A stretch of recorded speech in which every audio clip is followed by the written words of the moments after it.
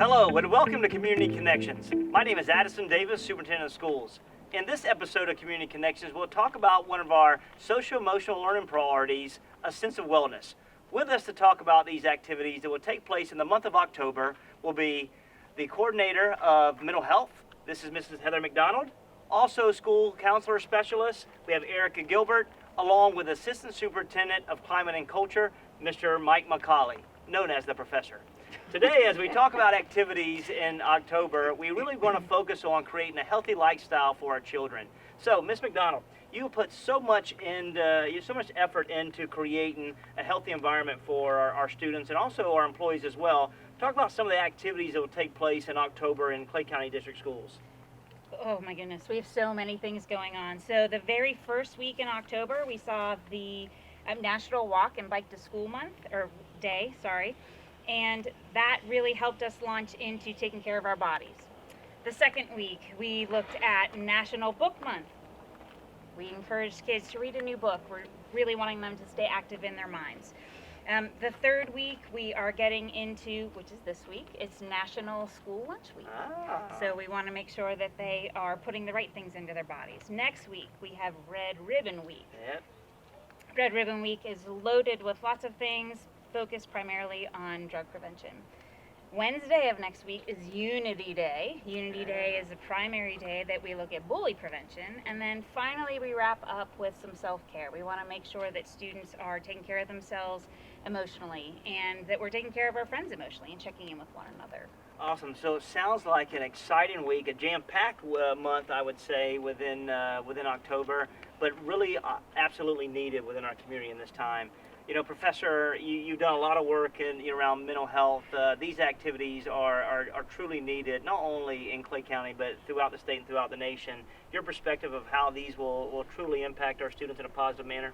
Yeah. So basically, if we all remember why we are a school system, and that is to teach so kids can learn and become whatever it is that they hope to be after high school, we have to engage kids. We recognize that priorities are things like literacy and numeracy and just understanding who we are as a society. But in order to really capture kids and engage with them, we've got to get that part together. So all of the stuff that Ms. Gilbert and Ms. McDonald and the rest of the teams that lead this work is to connect kids to the adults as part of this process, so that we have that deep engagement, so that real learning can take place. Absolutely, and I appreciate the work that you've done. You've built a fantastic team. Ms. Gilbert, school counselors, they are truly an important factor within our schools every single day. Not only from looking at academic, historical trends and what the students are doing to make sure they're on their cohort to graduate, but a lot of it from the mental health side. Can you speak to what do school counselors bring to the table so that every one of our viewers can understand how they play an active role and an instrumental role in our schools? Definitely. So you know that school counselors has grown from being a guidance counselor to now a school counselor, because I think it's all about a well-rounded sense of wellness. And what that means is academic wellness, behavior, and and also in terms of mental wellness. And as you all know, you can't be mentally well or you can't be academically well if you have barriers in the way. So what school counselors do is we work to remove those barriers. So we work with teachers and parents and partners to make sure we remove those barriers. So we have a huge role in that, and we do it every day and working hard. But we definitely like to connect with as many people as we can so kids can be successful and well-rounded. Yeah, well said. And school counselors, we are greatly appreciative for their hard work every single day, and we know their job's not easy, but we thank them. So we launched a really cool initiative last week, and that's our drop-in clinics, and that's going to be district-wide. We know that that's going to be district-wide in our secondary schools, and we are phasing it in a phased-in process based on availability of clinicians. And so this is an opportunity for our students to drop in to seek assistance, whether it's through therapy or whether it's through mental health. For a little quick drop-in, it could be 10, 20, or 30 minutes. Just allow them to express themselves, allow them to vent. Ms. McDonald, you've been instrumental in setting this up. Can you speak to what these clinics will look like and what the purpose of them are? Sure. So right now we have drop-in clinics one day a week at most of our secondary schools. Those clinics are staffed by a licensed clinical mental health, a licensed mental health clinician, whether that's a social worker or mental health counselor. And they're primarily meant to be kind of triage. We know lots of our students, it's stressful. It's Right. stressful to be a Yeah. student. They have so much pressure on them, and often they want to come talk to somebody who doesn't care what their grades are. Right? Yeah. Their parents Makes care what their sense. grades are. Their counselors care what their grades are. Their teachers care what That's their right. grades are. But the counselor, they don't care, and they're able to just listen to them and give them some stress coping skills and prevent them from letting that stress develop into maybe something more significant. Yeah, it sounds like a great opportunity for our learners. Mr. McCauley, this is, a great vision of you and your teams. And, from your side, I know that you're working hard to make sure that it's exposed to every one of our schools. Right. But anything you want to add for the overall impact? Yeah, I appreciate that. The bottom line is understanding our kids better, who they are. I think the majority of our teachers, hands down, know their kids and appreciate who they are and recognize when there are things that get in the way, as Ms. Gilbert talked about. Using things like the Panorama Student Survey and just better understanding how they perceive themselves inside the classroom, inside the learning environment. Our SEL, our social emotional learning program that we're implementing district-wide, the 7 mindsets, it's really not just for kids, but for the adults in the equation, and just creating a deeper sense of connection between the teacher and the student so that, again, we get better outcomes when it comes to what we want them to learn. Yeah, it makes a lot of sense, and a lot of services we will provide.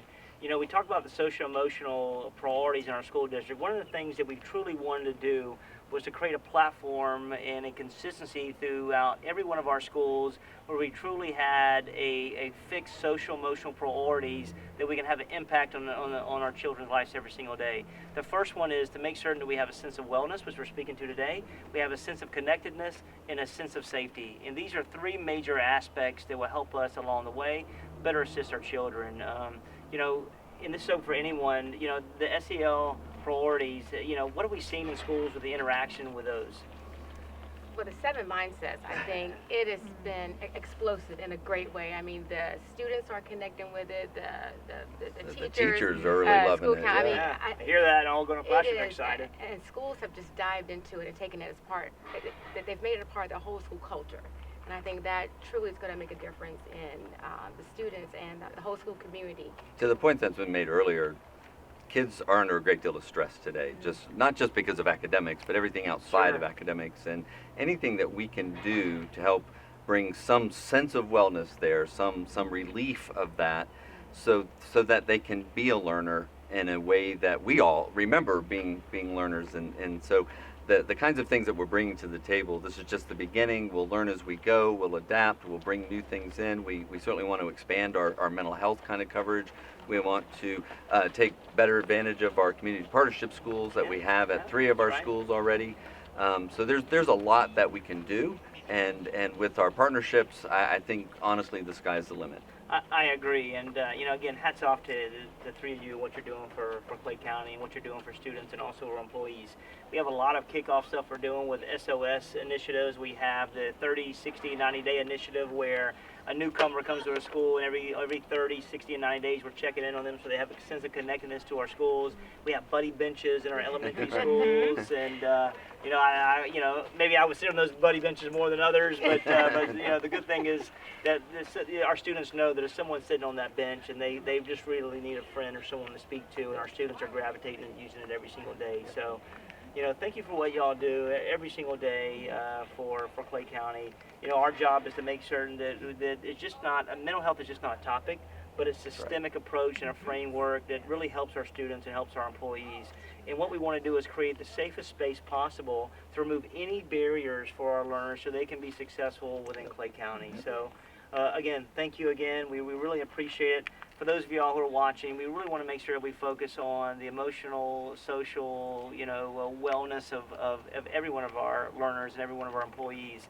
And, we're in a beautiful spot today on a field because wellness isn't just mental wellness, it's physical wellness as well.